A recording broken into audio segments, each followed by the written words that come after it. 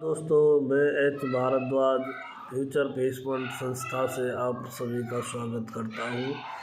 मित्रों, मैं आज वैवाहिक सुख को लेकर आपके सामने प्रस्तुत हूँ। मित्रों, हम जानेंगे कि किसी भी जातक का विवाह कब होगा, किस दिशा से होगा, उसका पार्टनर कैसा होगा।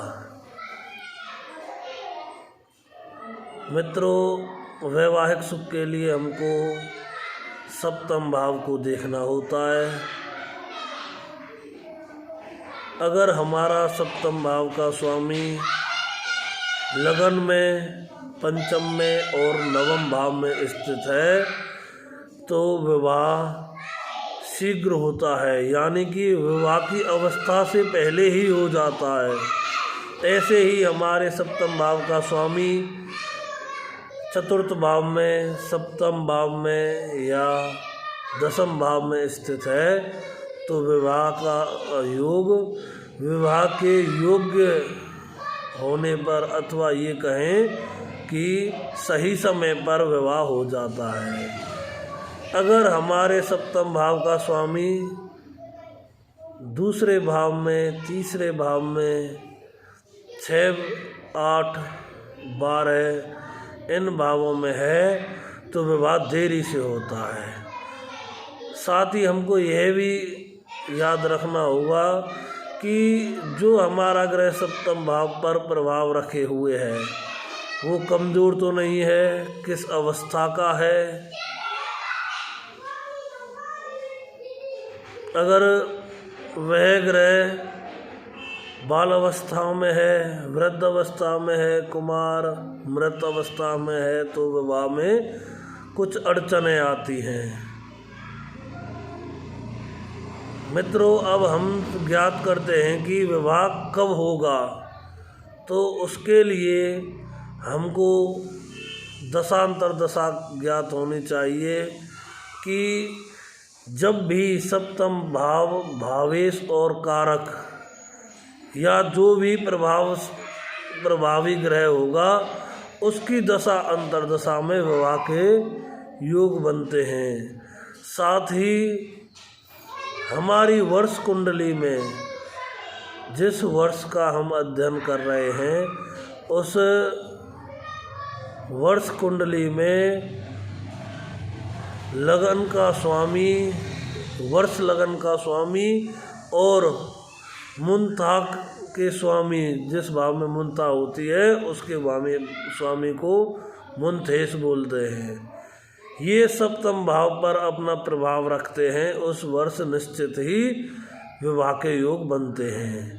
साथ ही हमको गोचर में भी देखना होगा कि गोचर का लग्नेश सप्तम भाव से अपना संबंध बनाता है, युक्ति करता है, तब विवाह के योग बनते हैं। अब हम देखेंगे कि विवाह किस दिशा से होगा। अगर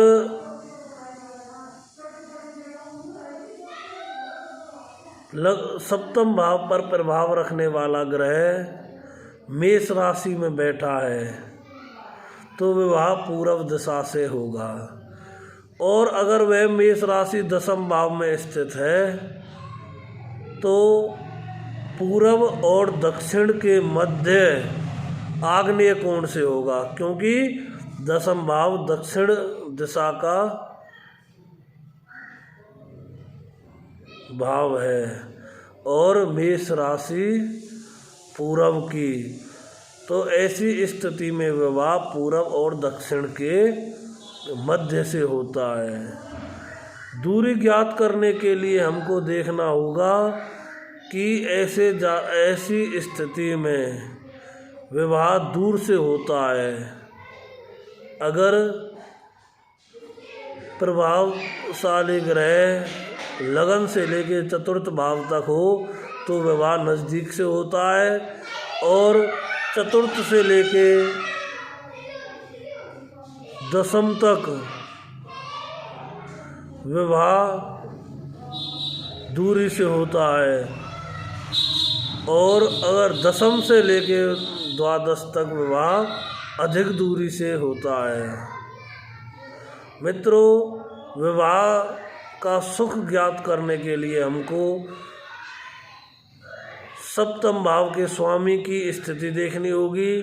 जैसे सप्तम भाव का स्वामी छठे भाव में रहता है तो उस जातक का वैवाहिक जीवन कलेशों से गुजरता है और पार्टनर रोगग्रस्त रहता है।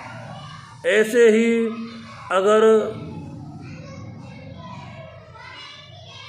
सप्तम भाव का संबंध अष्टम भाव से होता है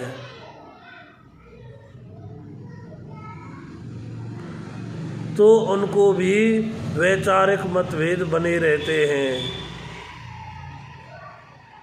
अगर सप्तम भाव का स्वामी पंचम भाव में बैठा हो या पंचम भाव के स्वामी से संबंध बना रहा हो तो ऐसी स्थिति में वैवाहिक जीवन में मधुर संबंध बने रहते हैं पार्टनर के साथ, क्योंकि पंचम भाव प्रेम संबंध का भाव है। अगर पंचमें सप्तम भाव से संबंध बना रहा हो तो जातक का प्रेम विवाह होता है, और अगर सप्तम भाव का स्वामी पंचम भाव से संबंध बना रहा हो तो विवाह के बाद अपने पार्टनर से अच्छा प्रेम होता है। मित्रों, अगर कोई त्रुटि हुई हो या कुछ समझ में ना आया हो तो संपर्क करें। मेरा व्हाट्सएप नंबर है 9927336524। मेरी ईमेल आईडी है futurefacepoint@gmail.com। आज के लिए ही इतना ही। धन्यवाद।